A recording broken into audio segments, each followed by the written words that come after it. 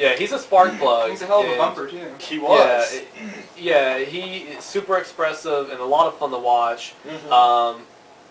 Foley didn't stink it up. No, and well, I think that there's good storytelling within this match too. It's about the cunning, it's about the craft. The New Age Outlaws, they know what's going on between the Rock and Sock. Yeah. They outsmart them to get the victory, and it's a really good match. And I think it's something that you can identify with this time period. Also, my number 3 on my list. Oh, cool.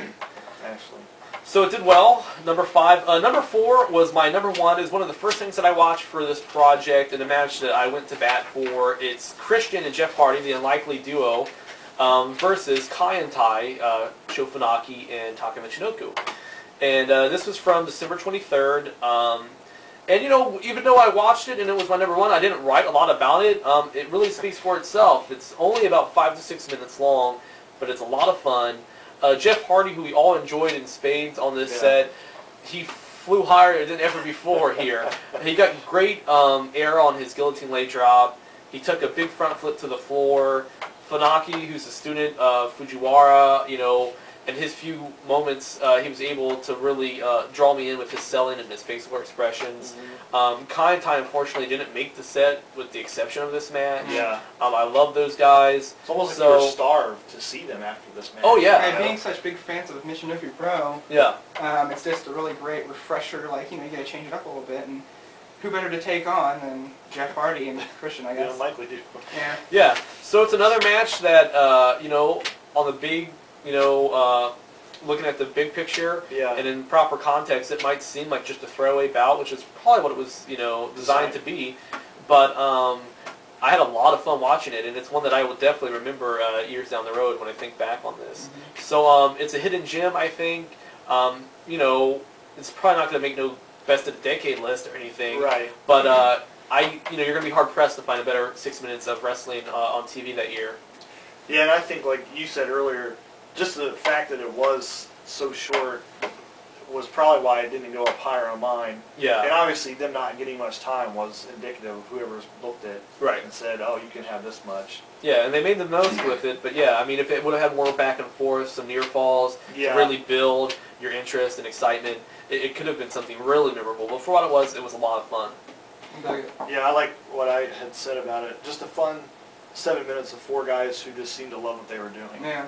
But, and there's a lot of shit going on outside. Oh, yeah. And number 3, I think we had to rearrange these. Number 3 is the Buried Alive, I believe. Oh, yes, I love this Tell us about this match. I dug this match. It was so awesome because it was so much and so much time. In so little time, they did so much. Who was in this match? I'm sorry. It was the Rock and Stock Connection versus the Big Show and Undertaker. Yes. Which was really awesome. So basically what we have here is a Buried Alive match for free on TV, which is very rare. I don't think it ever happened again. Very scarce. So that's the first little gem in itself. The second part was Foley's bumping in the match by, I think, Big Show. I marked the hell out when Big Show threw Foley onto the big dirt pile. Yeah, that was on the opening intro for SmackDown for a long time. Yeah. And yeah, I mean, Foley basically sails through the air about 15 foot, and he lands right on his graveside. He gets chucked off the ramp. Time out of his career. Yeah. And it was just such a great, it was such a novelty that you could, I don't know how anybody couldn't not like it, Yeah. It was so cool. I mean, it's such a built-up kind of match for a pay-per-view. Yes. And you give it away for free on TV. I mean, it's a wild match. It's as good a snapshot of any of the craziness of this time period. Yeah. And it's fun because it's all big-name guys. Yeah. That's what makes it pop. I think some of my complaints were it wasn't the best brawling that you'd see. They didn't tease the burial plot enough, which is what this match is built around.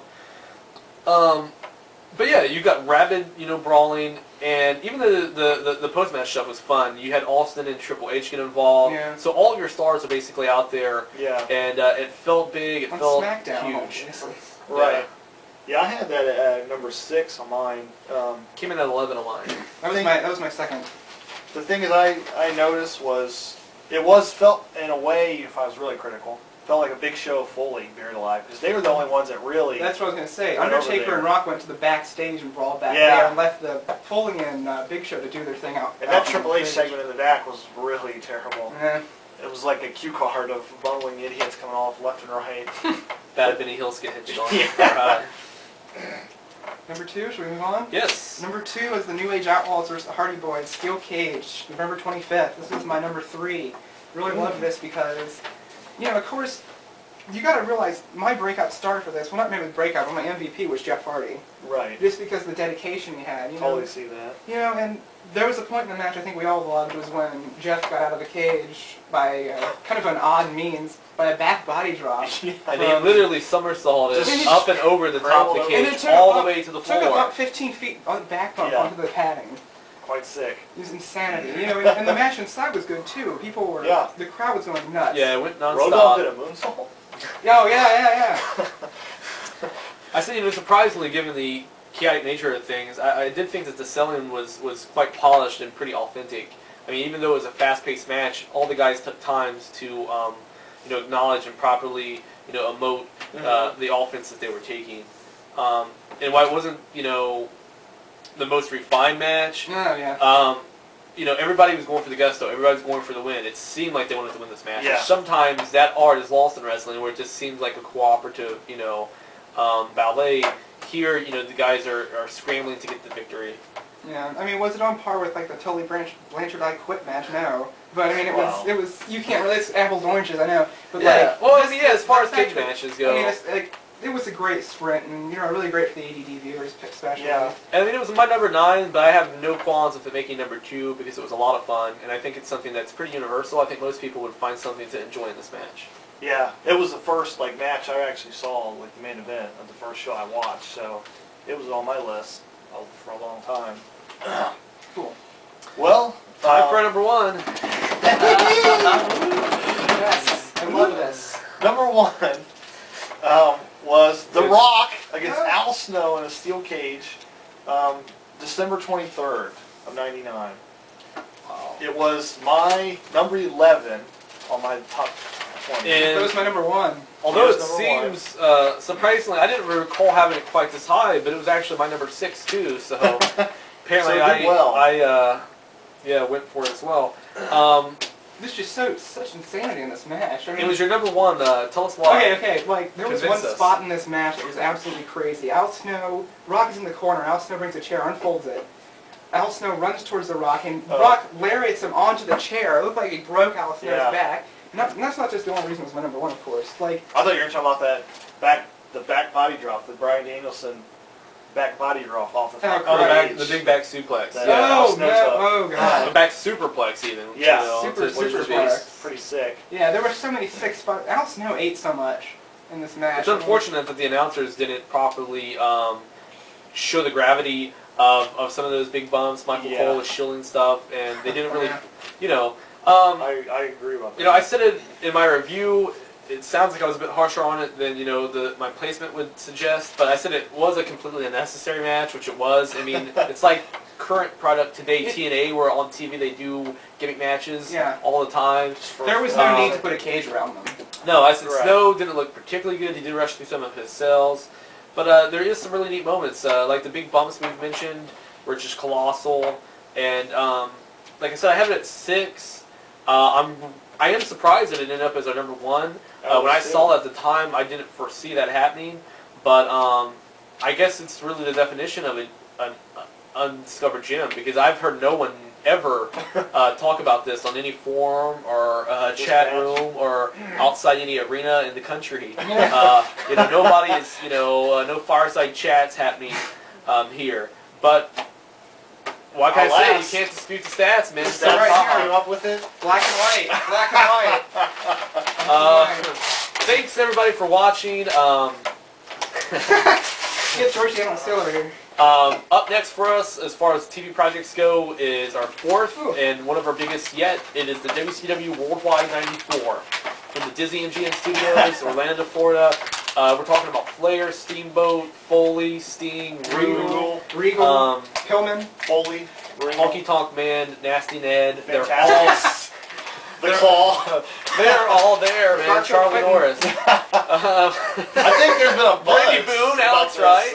There's been a buzz among the old, and there's actually a surprise going on with this. A 4th member is back. The return of former constituent and contributor and colleague, Adam Sanders making his triumphant return. More ballots than ever for this. So there's going to be 4 of us on the panel, and we hope he comes through, and it should be a lot of fun. Should be fun.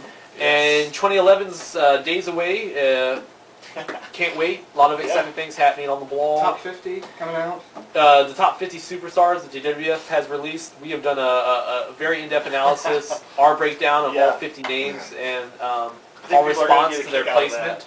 It's a big piece that should be up early January. We've all got different shows that we're watching. Yeah. And it's such a wide variety of things. You have the Q-Slayer project coming out, where we tackle all kinds of stuff, from XPW to old 80s WWF house shows, Florida.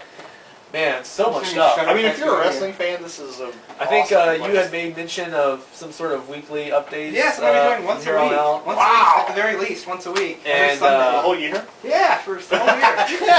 Why the hell not? Sure. You just made that decision right here live. Right now. You and Adam are going to be tackling the WWF Greatest High Flyers. Flyers DVD. Can we talk about that guy? I'm going to be doing a piece. Monday Nitro, I used to go to them when I was younger in Cincinnati. I went to 3. I'm going to be watching those shows and revisiting them. I'm going to be comparing my, live at the time opinion. Wow.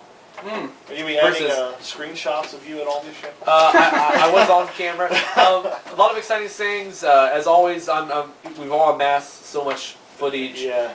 We're going to do a co-review of some sort. Yes, our first co-review together, exactly right. possibly some New Japan or some indie. Guys, I can't wait, man. It's sweet. In fact, we should probably be watching right now. We have Yeah.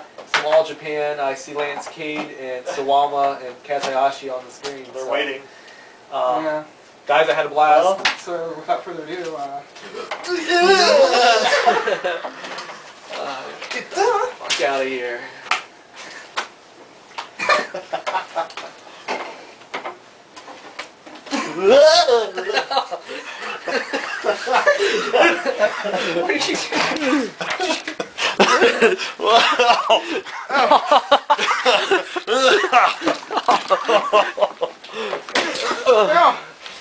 oh my. No.